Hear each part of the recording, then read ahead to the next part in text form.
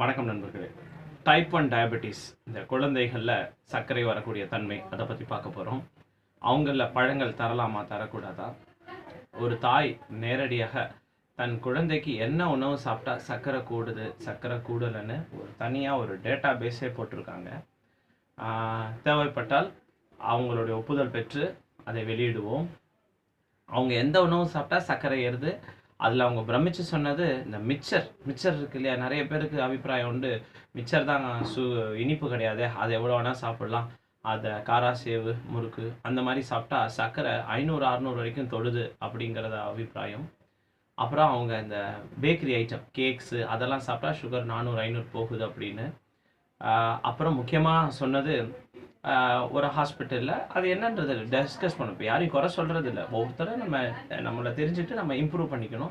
அங்கே சொன்ன உணவு முறைகளை கடைப்பிடிக்கும் பொழுது 400-500-600 அப்படி சர்க்கரை இருந்ததாகவும், நம்மளுடைய காணொலிகள் முக்கியமாக இது இறுதியாக வந்த இந்த பழங்கள் பற்றிய காணொலிகள், இந்த பப்பாயா வாழைப்பழம் அதெல்லாம் சாப்பிடும் பொழுது அவங்களுடைய சர்க்கரை நிலை 200ஆக இருந்ததோட ஆதாரத்துடன் நல்லா பாருங்கள்.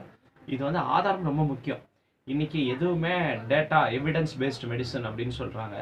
எவிடன்ஸ் பேஸ்ட் அப்படிங்கிறது ஒரு பப்மெட் ஜேர்னலையும் நியூ இங்கிலாந்து ஜேர்னல் ஆஃப் மெடிசன்லாம் தான் வரணும்னு இல்லை. உங்களுக்கு எல்லாமே தெரியும் அப்படிப்பட்ட ஆய்வுகள் எப்படி நடக்கின்றன, அதில் மருந்து நிறுவனங்களுடைய பங்களிப்பு எத்தனை இருக்குது, மருத்துவர்களோட பங்களிப்பு என்ன இருக்குது அப்படிங்கிறது வெட்ட வெளிச்சமாக நமக்கு தெரியக்கூட உண்மை. அதை பற்றி நான் ஆராய விரும்பல. இப்போ நம்ம இந்த காணொலி கூட போகலாம். இது நான் இந்த ப்ரீஃபாக இந்த காணொலியில் என்னென்னலாம் கிடைக்கும் அப்படிங்கிறத சொல்லி, அதுக்கப்புறம் இந்த குழந்தைக்கு ஒரு 3 வயசு குழந்தைக்கு சர்க்கரை வந்திருக்கு.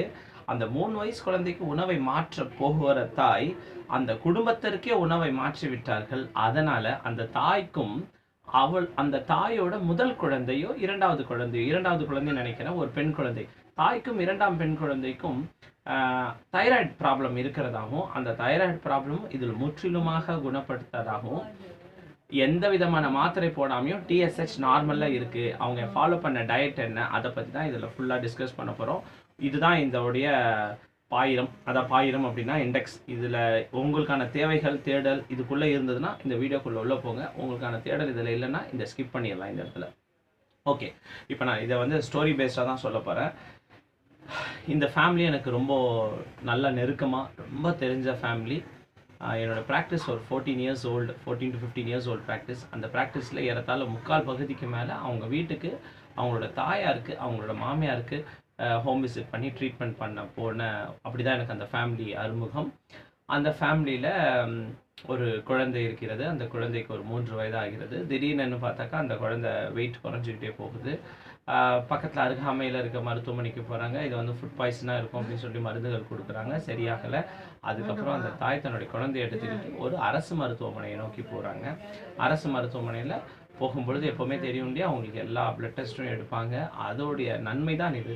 எடுக்கும்போது தான் தெரிஞ்சது சர்க்கரை இருப்பதை கண்டறிந்தாங்க. கண்டறிஞ்ச உடனே அவங்கள குழந்தை நல மருத்துவமனைக்கு, அதுவும் அரசோட குழந்தை நல மருத்துவமனைக்கு ரெஃபர் பண்ணாங்க. ரெஃபர் பண்ணிவிட்டு எல்லா விதமான டெஸ்ட்டும் எடுத்து பார்த்துருக்காங்க. அல்ட்ராசவுண்ட் ஸ்கேன்லேருந்து HbA1c, GAD antibodies, C peptide assay, genetic counselling, மரபணுக்கள் ஏதாவது பிரச்சனைகள் இருக்கா, தாய் தந்தையருக்கு இதில் சுகர் கிடையாது, தாய்க்கும் சுகர் கிடையாது, தந்தைக்கும்.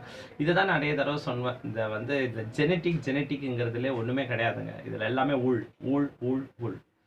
நல்லது நடக்குதா அதுவும் ஊழ், கெட்டது நடக்குதா அதுவும் ஊழ் அப்படிங்கிறது இன்னொரு நாள் நான் டீட்டெயிலாக டிஸ்கிரைப் பண்ணுறேன்.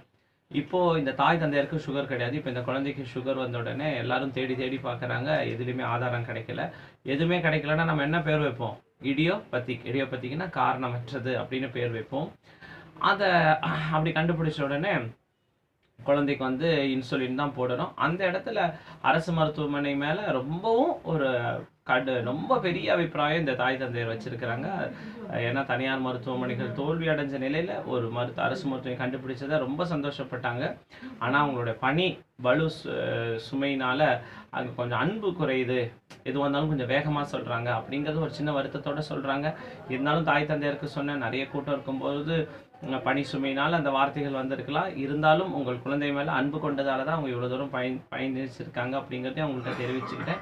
இருந்தாலும் முடிந்தவரை நாம் அனைவரும் பணிவும் இன்சொல்லும் நம் வாழ்க்கையில் ரொம்ப முக்கியம். பணிவாக இருக்க வேண்டும், இன்சொல்லாக இருக்க வேண்டும் அப்படிங்கிறது என்னுடைய ஆழமான வேண்டுகோள். நீ அதுக்கப்புறம் அந்த குழந்தைக்கு இன்சுலின் போட வேண்டிய ஒரு சூழல் ஏற்படுது. அந்த இன்சுலின் குழந்தைக்கு வந்து ஒரு வேளை கிளார்ஜின், ஒரு வேளை காலையில கிளார்ஜின் குடுத்துருந்தாங்க. மத்தியானம் லிஸ்ப்ரோ இன்சுலின், நைட்ல லிஸ்ப்ரோ. அப்புறம் குழந்தை என்னென்ன சாப்பிடுது அப்படிங்கிறத நோட் பண்ணிக்க சொல்லியிருக்காங்க. 3 வேளை சுகர் பார்க்க சொல்லியிருக்காங்க. காலையில சாப்பிட்ட பிறகு, மத்தியானம் சாப்பிட்ட பிறகு, நைட் சாப்பிட்ட பிறகு. அந்த தாய் 3 வயசு குழந்தை இல்ல, யாரா இருந்தாலும் ஒரு அன்பு, அக்கறை வரும் இல்லையா? அந்த தாய் வந்து அதுக்கப்புறம் அதை கரெக்டாக அவங்க சொன்ன உணவு முறைகள், அதாவது பொதுவாக இந்த டயபெட்டிக் டயட்டுன்னு இருக்கு இல்லையா, அடிக்கடி சாப்பிடணும், கொஞ்சம் கொஞ்சமாக சாப்பிடணும், இந்த பருப்பு வகைகள், பயிர் வகைகள், பால் குடிக்கணும், பிரெட் சாப்பிடணும், அந்த மாதிரி சிம்பிளாக இந்த அதுலேயும் கொஞ்சம் நல்ல உணவுகள் சொல்கிறாங்க. இந்த மாதிரி அரை சாத்துக்குடி, அரை ஆப்பிள், எல்லாம் அந்த மாதிரி கடைப்பிடிச்சு பார்த்தாங்க. சர்க்கரை அதிகமாக இருந்ததாகவும். அதுக்கப்புறம் அவங்க இந்த உணவு திட்டத்துக்குள்ளே வராங்க. எந்த உணவு திட்டங்கள்? இந்த பசிக்கும் பொழுதெல்லாம் பழங்கள் சாப்பிடும் உணவு திட்டங்கள், அரிசியை கம்மி பண்ணி காய்கறியை. ஆனால் அவங்கள்ட்ட நான் ஆச்சரியமாக கேட்டேன், எப்படிம்மா நீங்கள் ஊசியெல்லாம் குத்த போகிறீங்க இந்த குழந்தைக்கு, எப்படி ஏற்றுக்குச்சு?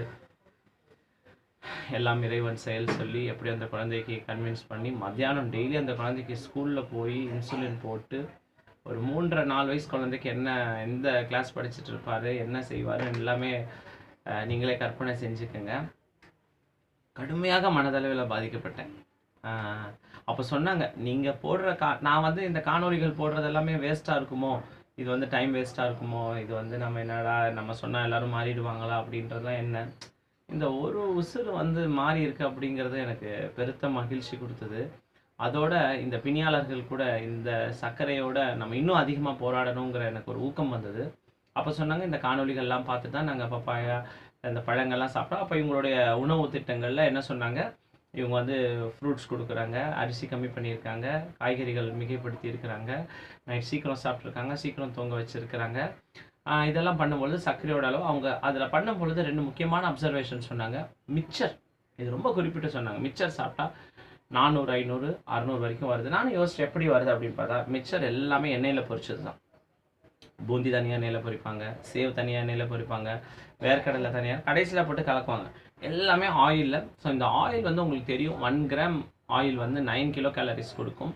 அதை அவங்க நேரடியாக பார்த்து எல்லாருக்கும் பிடிக்கிற இந்த காரம் வகைகள், இந்த சேவு, மிக்சரு, ஓம்புடி, காராபூந்தி எல்லாம் சாப்பிட்ற விருப்பம் உள்ளவங்க, நீங்கள் நீரிழிவு நோயாளிகளாக இருந்தால் 1ஆக இருந்தாலும் சரி, 2ஆக இருந்தாலும் சரி, ஜிடிஎம் இருந்தாலும் சரி, மோடியாக இருந்தாலும் சரி, எல்லாருமே தயவு செய்து இறைவன் படைத்ததை உண்ணுங்கள், இறைவன் படைத்தவன் படைத்ததை உண்ணாதீர்கள். மனிதர் உணவு தயாரிக்கிறானா அந்த உணவு விட்டுருங்க, இறைவன் படைத்ததை சாப்பிடுங்க. அதுக்கப்புறம் இந்த கேக்ஸு, வேறு எது ப்ரெட்ஸு, பேக்கரி ஐட்டம்ஸு எது சாப்பிட்டாலும் சர்க்கரை கூடுதுன்னு சொன்னாங்க. பழங்கள் சாப்பிட்டா சர்க்கரை ஏறவில்லை அப்படிங்கிறது ரொம்ப ஆணித்தனமாக கண்ணீர் மல்க சொன்னாங்க. இதெல்லாம் செய்யும் பொழுது அப்புறம் அவங்க என்னோட வந்து கேட்டாங்க, வேறு சில பிரச்சனையெல்லாம் கேட்டாங்க. அந்த குழந்தைக்கு கொஞ்சம் மோஷன் போல், அதுக்கு தீர்வு கேட்டாங்க. அதுக்கப்புறம் எல்லாமே தாண்டி இப்போ எல்லாமே இன்சுலின்லாம் கொஞ்சம் குறைஞ்சிட்டு வருது, எப்போ குறையும்னு சொன்னாங்க. நான் சொன்ன அந்த குழந்தைக்கு வந்து ஃபிசிக்கல் ஆக்டிவிட்டி இன்க்ரீஸ் பண்ணுங்கள், இன்னும் கொஞ்சம் பெரிய குழந்தையாகட்டும், கொஞ்சம் ஸ்போர்ட்ஸ் ஆக்டிவிட்டிலாம், கொஞ்சம் ரன்னிங் அது மாதிரி இருந்ததுன்னா கொஞ்சம் இன்சுலினோட தேவைகளை குறைக்கலாம் அப்படின்னு சொன்னது அவங்களுக்கு ஒரு ரொம்ப ஒரு ஆறுதலாக இருந்தது. அவருடைய தந்தை வாரந்தோறும் வியாழக்கிழமை ஒரு நாள் உபவாசம், அதாவது ரோசா ஃபாஸ்டிங் இருக்கிறதாக சொன்னார். அவரிடம் கண்டிப்பாக இந்த காணொளி அவர் பார்ப்பாருன்னு நம்புகிறேன். அவருக்காகவும் அவர் குழந்தைக்காகவும் அவரை போன்ற மற்ற நீரிழிவில் பாதிக்கப்பட்ட அனைத்து குழந்தைகளுக்காகவும் நான் ஏதோ ஒரு நாள் என்றைக்கோ ஒரு நாள் ஃபாஸ்டிங் பண்ணிட்டு இருந்தேன். நினச்ச நினைப்பில் 3 நாள் விட்டுருவேன், 2 நாள் சாப்பிடாமல் இருப்பேன், 1 நாள் சாப்பிடாமல் இருப்பேன், ஏதோ திடீர்னு ஒரு நாள் சாப்பிடாமல் இருப்பேன் அப்படின்னு, ஏகாதசிகள் சாப்பிடாமல் இருப்பேன் அப்படின்லாம் இருந்தேன். அந்த தந்தையுடன் நானும் அந்த குழந்தைக்கு ஒரு தந்தையாகவும், இது ஏதோ மற்றவங்களுடைய என்னது இந்த எமோஷன் அதெல்லாமே கடந்து வந்துட்டேன். அதாவது இந்த சிம்பதி எம்பதி அதெல்லாம் இல்லை. அந்த குழந்தைக்கு ஒரு அந்த தாய் தந்தையாகவும், அந்த குழந்தைக்கு ஒரு நல்ல மருத்துவராகவும், அந்த குழந்தையோட நானும் இனிவரும் என் காலங்களில் வியாழந்தோறும் இந்த குழந்தையை போல அனைத்து குழந்தைகளும் நீரிழிவு நோயில் பாதிக்கும் அனைத்து குழந்தைகளுக்கும் என்னுடைய வேண்டுதலாக, என்னுடைய பிரார்த்தனையாக, என்னுடைய ஒரு நாள் உண்ணாவிரதம் அதை நான் தொடங்கலான் இருக்கிறேன். வர வியாழக்கிழமையிலிருந்து ஒரு நாள் தொடர் உண்ணாவிரதம். அன்னைக்கு தேவைப்பட்டால் மட்டுமே தண்ணீர் மட்டும் உண்ணுவதாக யோசித்திருக்கிறேன். மற்ற பழங்கள், பால், சிற்றுண்டிகள் எல்லாத்தையுமே தவிர்த்து வெறும் தண்ணீர் மட்டுமே பருகி வாரந்தோறும் வியாழக்கிழமை இது போல பிணியாளர்களுக்காக, இந்த போல சர்க்கரையால் பாதிக்கக்கூடிய குழந்தைகளுக்காக என்னுடைய பிரார்த்தனையை நான் முன்வைக்கிறேன். நான் எந்த மதத்தையும் சார்ந்து இது சொல்லவில்லை. எல்லா மதத்தினருக்கும் எல்லா குழந்தைகளுக்கும் சார்ந்து தான் இதை சொல்கிறேன். இதை நல்ல விதத்தில் எடுத்துக்கணும் அப்படிங்கிறது என்னுடைய அபிப்பிராயம். அந்த தந்தை சந்தோஷப்படுவார் அப்படிங்கிறது எனக்கு தெரியும். அவரை போல மற்ற அனைத்து தாய் தந்தையரும் சந்தோஷப்படுவாங்க. இது போல் உங்களை வருத்திக்கிறதால நல்லா ஆகிடுமா அப்படின்னு கேட்டிங்கன்னா என்கிட்ட பதில் இல்லை. என்னால் முடிஞ்சதை நான் செய்கிறேன். உங்களால் முடிஞ்சால் செய்யுங்க, முடியலன்னா விமர்சனங்களும் செய்யுங்க. விமர்சனம் செய்யலைனாலும் பரவாயில்ல, எது இருந்தாலும் நான் கடந்து வருகிறேன். அதுபோக அந்த தாய் சொன்னது தன்னுடைய அந்த தாயோட 2ஆம் குழந்தைக்கும் இன்னொரு குழந்தை, பெண் குழந்தை இருக்காங்க. அந்த தாயும் கொஞ்சம் உடல் பருமனாக இருந்தாங்க. அவங்க எல்லாருமே ஃபேமிலியாக அந்த ஃபேமிலி ஃபுட் மாடிஃபை ஆகிட்டாங்க. அப்போ மாடிஃபை ஆகும் பொழுது அந்த தாயும் தன்னுடைய மகளும் 2 பேருமே தைராய்டு மாத்திரை சாப்பிட்டுட்டு இருக்காங்க. தைராய்டு பிரச்சனை இருந்துகிட்டு இருக்கு. இந்த உணவை மாற்றிய பிறகு தைராய்டு மாத்திரை இல்லாமையே கடந்த ஒரு 6-8 மாதமாக பரிசீலனை பண்ணிக்கிட்டே வராங்க. அதை ஆய்வுபடுத்திக்கிட்டே இருக்காங்க. டிஎஸ்ஹெச் ஏறுதான்னு பார்த்துருக்காங்க. மாத்திரை இல்லாமையே டிஎஸ்ஹெச் என்ன டயட் ஃபாலோ பண்ணாங்கன்னா, எல்லா பேக்கரி ஐட்டம்ஸ், எல்லா சேவரிஸ், கடையில் வாங்கக்கூடிய அனைத்து பொருட்களும் விட்டாங்க. ஃப்ரூட்ஸ், ஒருவேளை நிறைய வெஜிடபிள்ஸ், கொஞ்சம் rice, early dinner, early sleep, இவ்வளோ தாங்க.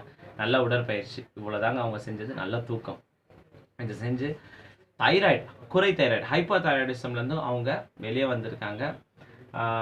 இந்த இடத்துல இதை நிறுத்துகிறேன். இது வந்து ரொம்ப இம்ப்ரெசிவாக இருக்கிற மோட்டிவேட்டிங் ஸ்டோரிஸை மட்டுமே சொல்லலாம் அப்படிங்கிறது என்னோட அபிப்பிராயம். அந்த குழந்தை சர்க்கரையிலிருந்து மீண்டு வரும். இது போல் அனைத்து குழந்தைகளும் மீண்டு வரும். பெரிய குழந்தைகளான சில இந்த டைப் 2 டயபிட்டிஸ் இருக்கீங்களே, நீங்களும் இதில் தெரிஞ்சுக்கோங்க. இந்த மிக்சர், முறுக்கு, இந்த சேவ்லாம் சாப்பிட்றது தயவு செய்து விடுங்க. பேக்கரி ஐட்டத்தை விடுங்க. அவங்க வேறு என்ன பழப்பு செய்வாங்க கடைக்காரங்க, அதை பற்றி உங்களுக்கு கவலை வேணாம். அவங்க ஏதோ ஒன்று செஞ்சு பிழைச்சிப்பாங்க. மரம் வச்சவன் தண்ணி விடுவான். தயவுசெய்து உங்களை பார்த்துக்கங்க. உங்கள் குழந்தைகள், உங்கள் சுற்றுச்சூழல் எல்லாருமே ஆரோக்கியமாக இருங்க. மற்றும் ஒரு முக்கிய பதிவில் சந்திப்போம். நன்றி, வணக்கம்.